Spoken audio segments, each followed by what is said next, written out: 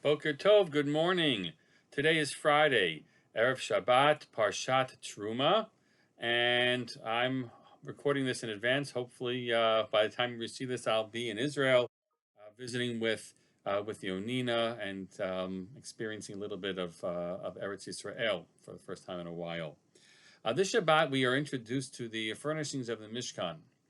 And one thing we want to know about, we focus our attention on the Aron, which houses the tablets, and the Torah also will be housed there, either inside or on the side of the Aron itself. And then we should note that there is a parochet that separates the space where the Aron is from the rest of the tabernacle. The parochet is is this curtain that we know of. It's pointed out by the Ibn Ezra that Lashon Milat Parochet Yedu'ah. It is we know that word ve'ein rea la chutz hakodesh.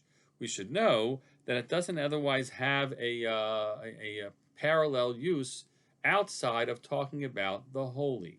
Interestingly, the Rashbam, on the other hand, does say the lashon machitza v'habdalah. You should know what it is. It means something like a separator, bein bayit labayit, from one house and another. So for the Rashbam, it is more, it is perhaps something we can imagine as a term that we would use between places which aren't necessarily sacred, And that just has us thinking a little bit about what this parochet was for, and the sacred and the less sacred space, and the people who inhabit the less sacred space, and the relationship to that which exists behind it. What is the reason for this parochet? Says Rashi, Lashon mechitzahu v'lashon hachachamim pargod. Two different. The chachamim might use the phrase pargod. Davar hamavdil bein hamelach uvein ha'am. It separates between the king and the rest of the people. God resides on the top of the Aron. It's his throne seat as it's sort of framed and set up. And so you need to have a barrier between God and the others. Why would you have the barrier?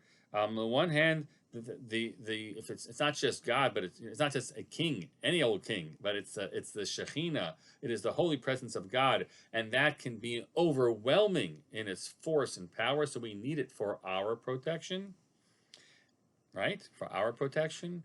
And on the other side, it's about setting apart what exists behind it. You know, behind the curtain is something especially significant and holy.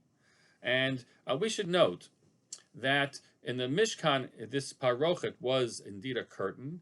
In the Beit HaMikdash, it was a wall, actually two walls that were set up, and you would have to maneuver your way through. To a certain extent, when we build our Aronot, although there are those who who have other models for it, our Aronot generally have both. They have a door that's I'm wondering whether that sort of mimics the wall, and it has the parochet, the curtain, to remind ourselves of how the Mishkan itself was set up. And as we think about what that barrier is, we have to be mindful of the following. On the one hand, yes, we have to protect people from the holy Shekhinah. That we only in our sanctuaries we would feel that God's presence is there fully.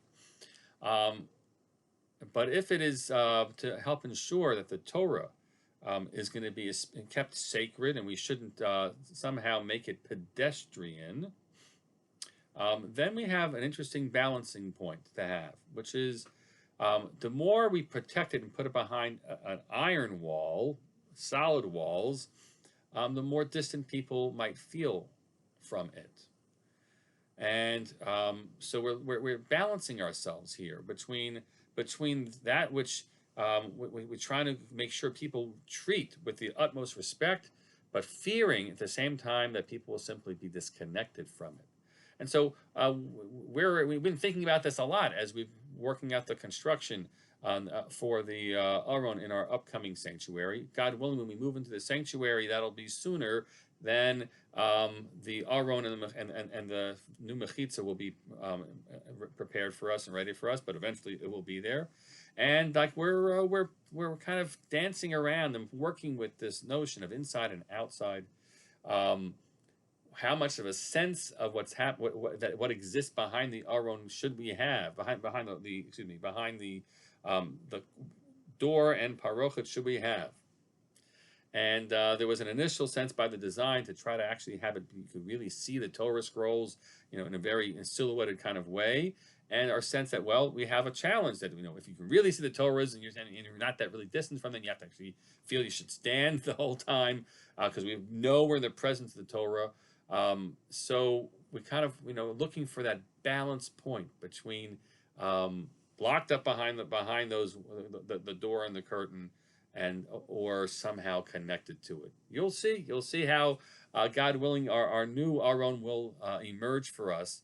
I think it'll be really living between these 2 points, because, and again, we want to make sure that people treat the Torah as sacred and with the highest degree of respect. We also want people to feel that they're connected to it. Karov Hashem L'chol Korav, which will be a theme that we're going to be talking about, that God is indeed close to all who call to Him. We should feel the closeness to God and the Torah that He has given. Wishing you a Shabbat Shalom, and looking forward to seeing you again soon.